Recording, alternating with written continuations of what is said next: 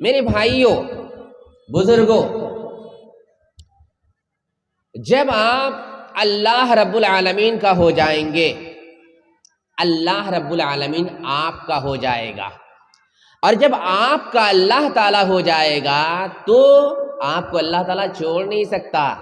ہاں، آپ پر کبھی پریشانی آ سکتی ہے، آپ پریشانی میں مبتلا ہو سکتے ہیں، تکلیفیں ہو سکتی ہیں، پریشانیاں آ سکتی ہیں، آپ وقت آ جائیں گے، اس طرح کی مصیبت، اس طرح کی پریشانی، ہم پریشان ہی رہتے ہیں، ایسا لگتا ہے کہ اللہ تعالیٰ نے ہم کو چھوڑ دیا۔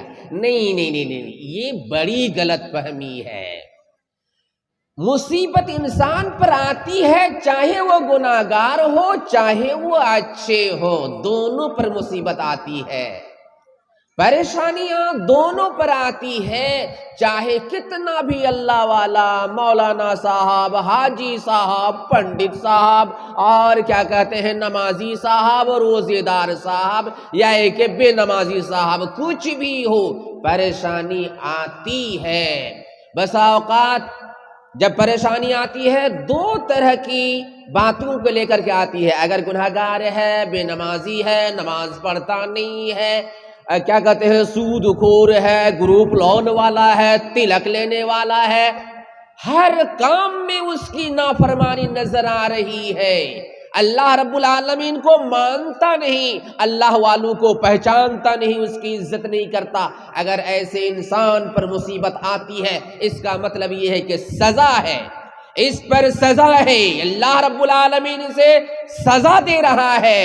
اور اگر اچھا انسان ہے، نیک ہے، نمازی ہے، پرہیزگار ہے، اللہ والا ہے، ہمیشہ اللہ والوں کے ساتھ بیٹھتا ہے، نماز کے بغیر وہ رہ نہیں سکتا، روزہ تو کبھی چھوڑنے کا نام نہیں لے سکتا، اس کے باوجود بھی پریشانیاں آتی ہے تو کیا مطلب؟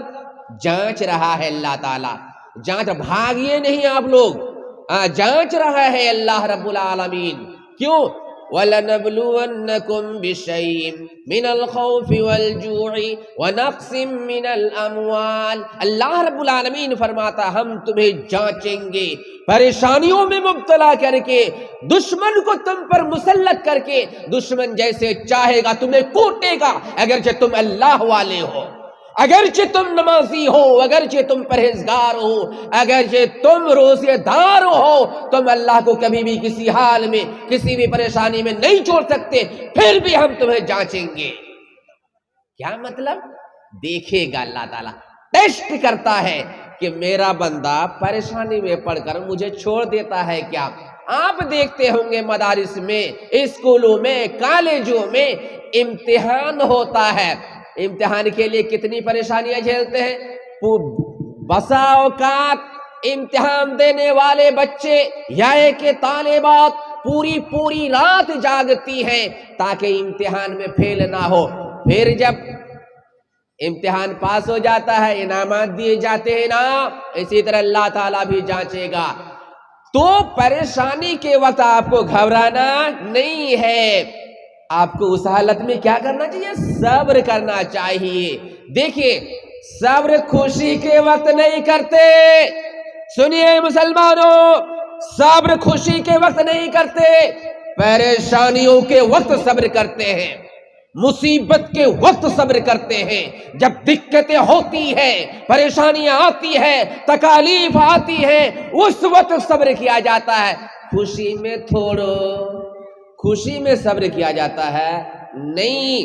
اللہ رب العالمین فرماتا ہے سورۃ البقرہ سورہ نمبر 2 آیت نمبر 153 میں، ان اللہ مع الصابرین، اللہ رب العالمین صبر کرنے والوں کے ساتھ ہے، صبر کرنے والوں کے ساتھ ہے۔ صبر کرتے کب ہیں؟ پریشانیوں میں صبر کرتے ہیں، ایسے وقت میں اللہ تعالیٰ آپ کے ساتھ رہتا ہے، آپ کہتے ہیں پریشانی ہی پریشانی ہے، اور جدھر بھی جاتے ہیں لگتا ہے برکت ہی نہیں ہے گھر میں، ادھر بھی جاتے ہیں تب بھی دھکا کھاتے ہیں، ادھر بھی جاتے ہیں تب بھی دھکا کھاتے ہیں، نہ یہ بات سنتا نہ وہ بات سنتا، نہ بیوی سنتی نہ بیٹی سنتی، اللہ بھی میرا ساتھ چھوڑ دیا، انا للہ، غلط فہمی ہے۔ اللہ رب العالمین پریشانیوں میں آپ کو چھوڑتا نہیں، پریشانیوں میں اللہ آپ کے ساتھ رہتا ہے۔ صبر کریں، آپ کے ساتھ ہوگا۔ اور سنیے، جب آپ صبر کریں گے ہوگا کیا؟ ہوگا کیا؟ ہوگا کیا؟ ہوگا یہی، کہیں آپ پھنسیں گے نہیں، کہیں آپ پھنسیں گے نہیں۔ جب اللہ رب العالمین صبر کرنے والوں کے ساتھ ہوگا، کوئی بھی کام اس کا پھنس نہیں سکتا، ہر کام آسانی کے ساتھ ہو سکتا ہے۔ اور بتاؤ، جب آپ صبر کریں گے پریشانیوں میں، ٹیسٹ میں، جہاں اللہ تعالیٰ آپ کو جانچے گا، اللہ تعالیٰ آپ کو جہنم میں ڈال سکتا ہے؟ آپ سے اللہ کرے محبت اور آپ کو ڈالے گا جہنم میں؟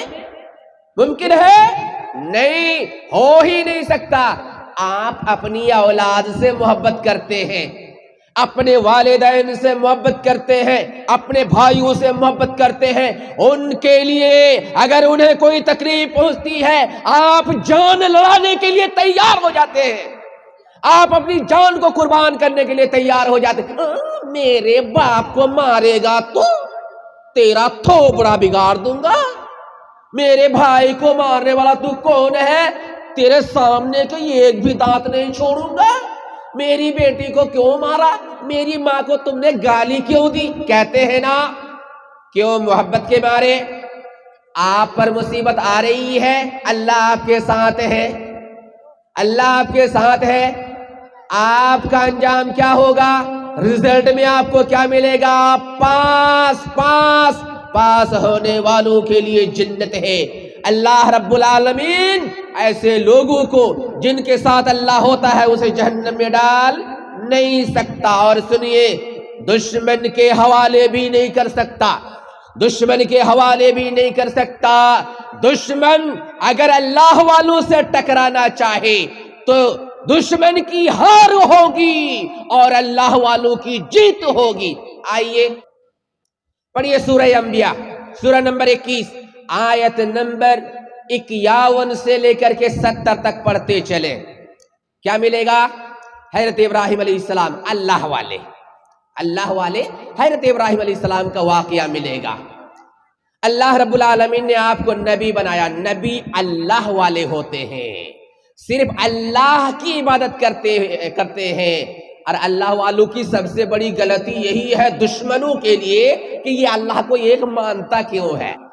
حضرت ابراہیم علیہ السلام نے اپنے والد محترم کو دیکھا، قوم کے لوگوں کو دیکھا، مورتیوں کی پوجا پاٹ کرتے ہیں، مورتیوں کے پاس بیٹھے ہوئے رہتے ہیں اور اسی سے مانگتے ہیں، بھیک مانگتے ہیں، تمام پریشانیوں کی شکایت انہیں کے سامنے اور کہتے ہیں کہ پریشانیاں دور فرما دیں۔ حضرت ابراہیم علیہ السلام تشریف لائے، قوم کے لوگ بھی موجود تھے، ان کے والد محترم بھی موجود تھے، بولے ما ہاذہ التماثیل التی انتم لہا عاکفون، اے والد محترم، اے میری قوم کے لوگوں، یہ کیا مورتیاں ہیں، یہ کیا تصویریں ہیں جن کے پاس آپ لوگ مجابر بن کر بیٹھتے ہیں؟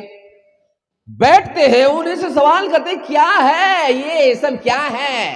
مورتیوں کے سامنے جھکتے ہیں آپ لوگ؟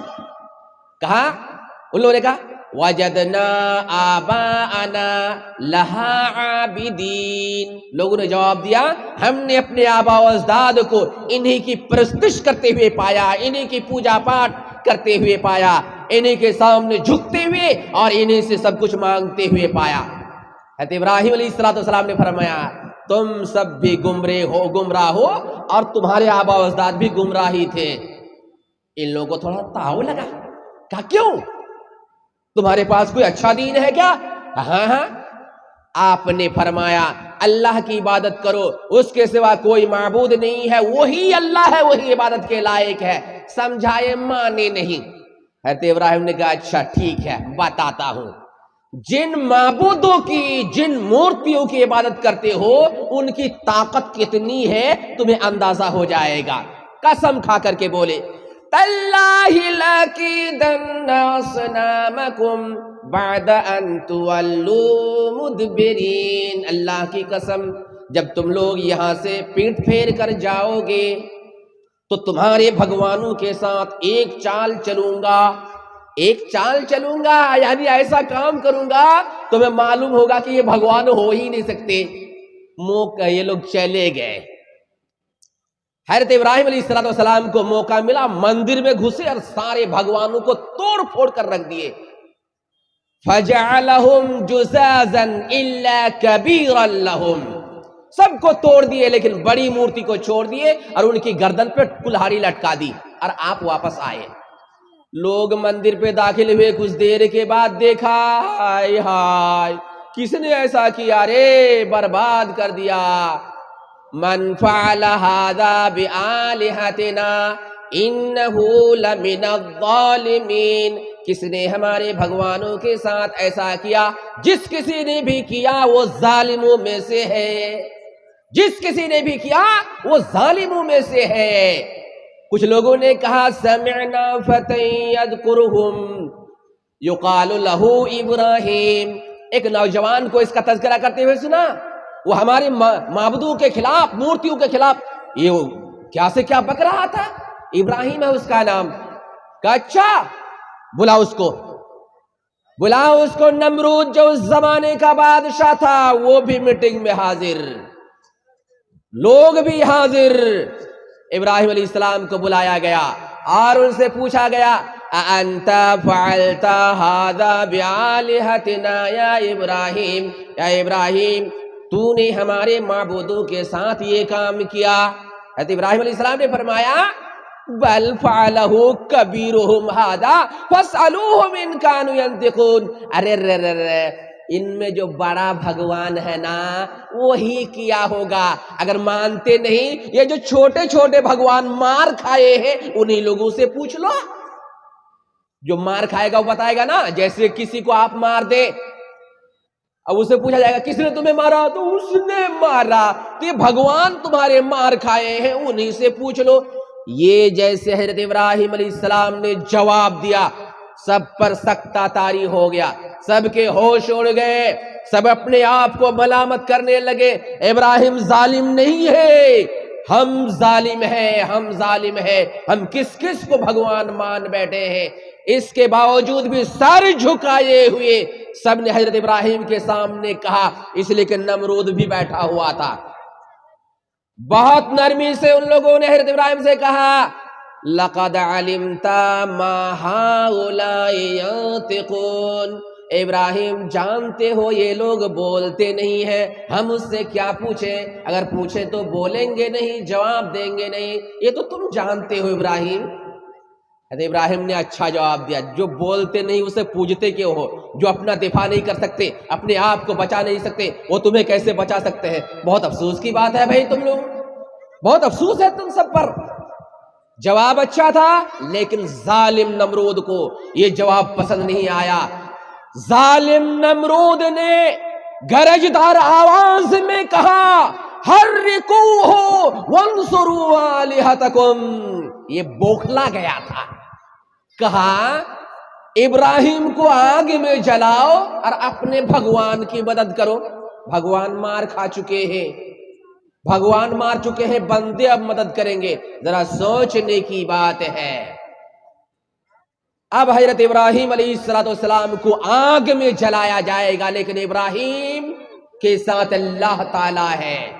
آگ کی تیاری کی گئی، زبردست طریقے سے آگ روشن کی گئی، اور حضرت ابراہیم علیہ السلام کو منجنیق کے ذریعے سے، مشین کے ذریعے سے آگ پر پھینکا جا رہا ہے۔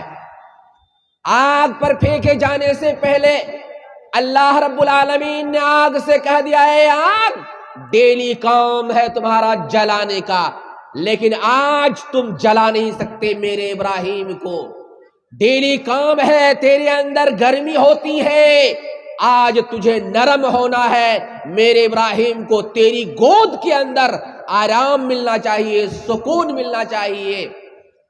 آپ نے فرمایا، اللہ رب العالمین نے فرمایا یا نار کونی بردا وسلاما علی ابراہیم، اے آگ ٹھنڈی ہو جا، کیسی ٹھنڈی، تکلیف نہیں ہونی چاہیے میرے ابراہیم کو، سلامن شانتی والی ٹھنڈی بننا میرے ابراہیم پر کہ کہیں تکلیف نہ ہو جائے۔ حضرت ابراہیم علیہ السلام کو آگ میں ڈالا جا رہا تھا۔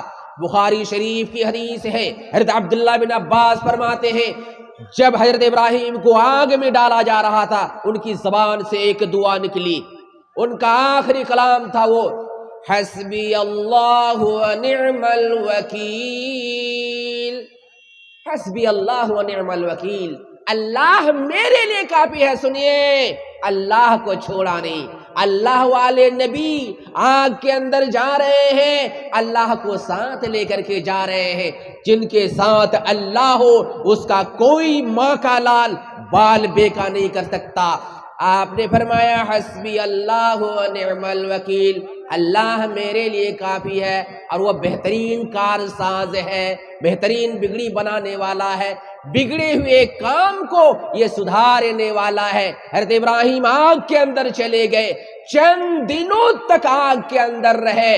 مفسرین کرام اس آیت کی تفسیر کرتے ہوئے کہتے ہیں کہ چند دنوں خرج ابراہیم من النار بعد ایام ثم آمن به رجال من قومه، چند دن آگ کے اندر رہنے کے بعد حضرت ابراہیم آگ کے اندر سے باہر تشریف لائے۔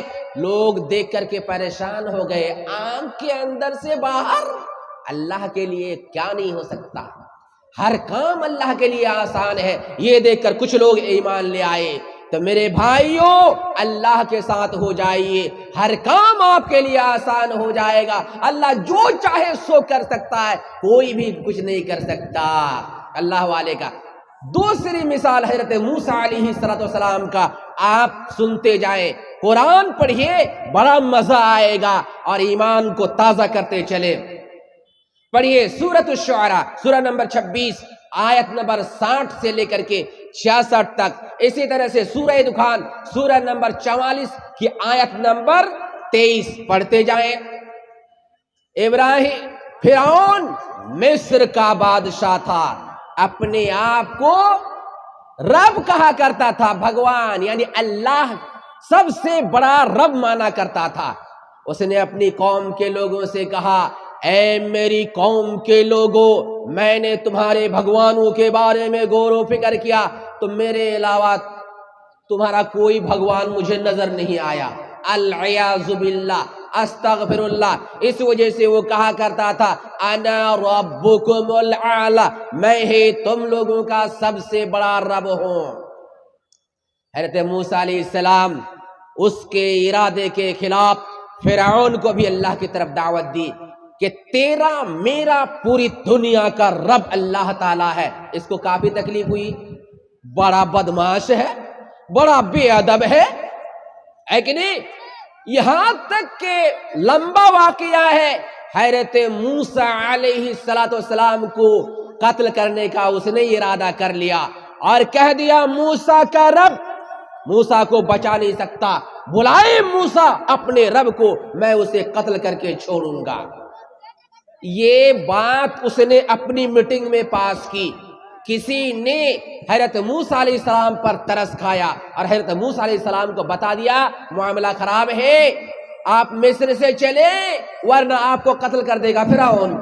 اتنے میں اللہ کی طرف سے بھی وحی آتی ہے، فَأَسْرِ بِعِبَادِي لَيْلًا إِنَّكُمْ مُتَّبَعُونَ، اے موسیٰ مصر سے تم اپنے میرے بندوں کو لے کر نکل جا، مصر سے نکل جاؤ موسیٰ میرے بندوں کو لے کر کے۔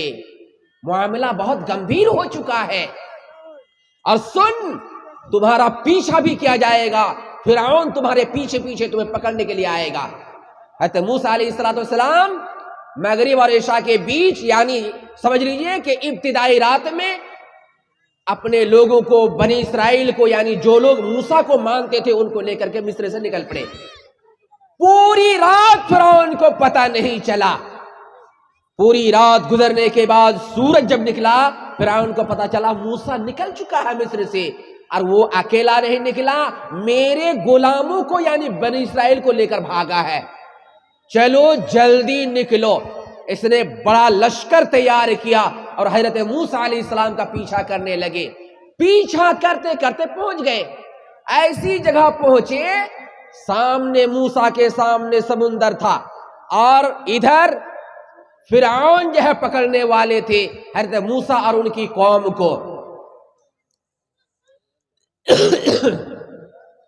موسیٰ کے لوگ گھبرا گئے، موسیٰ گڑبڑ ہو گیا، ادھر فرعون پکڑنے آ رہا ہے اور ادھر ہمارے سامنے سمندر ہے، گڑبڑ ہو گیا، ہم لوگ پکڑ لیے جائیں گے۔ یہ لوگ بولے کہ اِنَّا لَمُدْرَكُونَ قَالَ اصْحَابُ مُوسَىٰ اِنَّا لَمُدْرَكُونَ، کہا ہے موسیٰ اب تو ہم پکڑ لیے گئے، اس لیے کہ سامنے سمندر ہے، ہم جائیں گے تو کہاں جائیں گے، اور ادھر تو فرعون پکڑنے کے لیے آ رہا ہے اپنے لشکر کے ساتھ۔ حضرت موسیٰ دیکھیے جن کے ساتھ اللہ رب العالمین ہے، حضرت موسیٰ نے فرمایا کلا، ہرگز نہیں، ایسا ہو ہی نہیں سکتا ہے، ان معی ربی سیہدینی، میرے ساتھ میرا پروردگار ہے، وہ کوئی میرے لیے راستہ نکالے گا۔ اتنے میں اللہ رب العالمین کی طرف سے وحی آتی ہے، فَأَوْحَيْنَا إِلَى مُوسَىٰ أَنِ اضْرِب بِّعَصَاكَ الْبَحْرَ، اے موسیٰ، یعنی اللہ فرماتا ہے ہم نے موسیٰ کو وحی کی کہ اپنی لاٹھی کو سمندر پر مار، أَنِ اضْرِب بِّعَصَاكَ الْبَحْرَ، تمہارے ہاتھ میں جو لاٹھی ہے اس لاٹھی کو سمندر پہ مار، راستہ بنے گا۔ مارے حضرت موسیٰ سمندر میں اپنی لاٹھی، راستے بن گئے۔ کتنے راستے بنے؟ مفسرین محدثین کہتے ہیں 12 طریقاً، اور یہ حدیث صحیح بھی ہے حضرت عبداللہ بن عباس کی۔ محمد بن جریر طبری نے اپنی کتاب تفسیر الطبری کے اندر یہ لکھی ہے 12 راستے بنے تھے، اس لیے کہ 12 قبیلے تھے حضرت موسیٰ کے پاس، موسیٰ کے ساتھ، اور سب پہاڑ کی طرح، یعنی پانی پہاڑ کی طرح کھڑا ہو گیا اور خوبصورت راستہ سمندر میں بن گیا اور یہ لوگ نکل گئے۔ جب یہ لوگ پار ہوئے، فرعون آیا، بہت خوش ہوا، دیکھا ارے مصر کے لوگوں دیکھو، میرے آنے سے پہلے سمندر میں راستہ بن چکا ہے، چل چل چل چل پار ہو جاتے ہیں، پکڑ لیں گے موسیٰ کو اور ان کے لوگوں کو۔ جیسے بیچوں بیچ میں گئے، بیچوں بیچ میں گئے، ہوا کیا؟ وَأَنجَيْنَا مُوسَىٰ وَمَن مَّعَهُ أَجْمَعِينَ ثُمَّ أَغْرَقْنَا الْآخَرِينَ۔ اللہ رب العالمین فرماتا ہے ہم نے موسیٰ کو اور ان کے ساتھ جتنے بھی لوگ تھے سب کو بچا لیا۔ ثم اغرقنا الآخرین، پھر دوسرے لوگوں کو ہم نے ڈبا دیا، یعنی موسیٰ کو ہم نے بچا لیا اور فرعون کو اور فرعون کے ماننے والے قبطیوں کو ہم نے سمندر میں ڈبا دیا۔ کیوں؟ اس وجہ سے کہ موسیٰ کے ساتھ اللہ تھا، اور یہ ظالم شیطان طاغوت اکبر فرعون اپنے آپ کو رب مانا کرتا تھا، اگر وہ رب ہوتا تو بچ جاتا ہے نا۔ کہنے کا مطلب یہ ہے کہ آپ اللہ والے بن جائیے، اللہ آپ کے ساتھ ہوگا، اور جب اللہ تعالیٰ آپ کے ساتھ ہو جائے گا کوئی بھی پریشانی سے آپ کو نجات مل سکتی ہے۔ علماء کرام کا ایک قول ہے، حدیث نہیں ہے، بہترین قول، من کان للہ کان اللہ لہ، جو اللہ کا ہو جاتا ہے اللہ اس کا ہو جاتا ہے۔ جب اللہ آپ کے ساتھ ہو جائے گا تو کوئی بھی پریشانی آپ کے قریب پھٹک نہیں سکتی اور ہر پریشانی سے آپ کو نجات مل سکتی ہے۔ یہیں سے میں اپنی بات کو ختم کرتا ہوں۔